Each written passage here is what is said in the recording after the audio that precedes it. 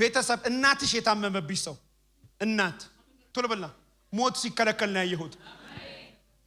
አሊቫ ፕራሃዳሳ ፕራሃጃስ ቀንጆችን ዘርጋ የነ የምትኖረው የት ነው ያለችው የት እጆችን ዘርጋ የእግዚአብሔር እሳት እጇ ላይ ይግባ አሜን በዚህ ሳምንት ሊገድላት የነበረ ሞት በኢየሱስ ስም ይሰረዝ አሜን ያዘው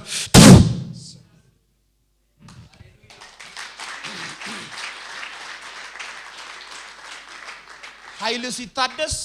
አንተ ያለህ እዚህ እናቱ ያለችው እዛ ይከለከላል ሞት ይከለከላል ጭንገፋ ይከለከላል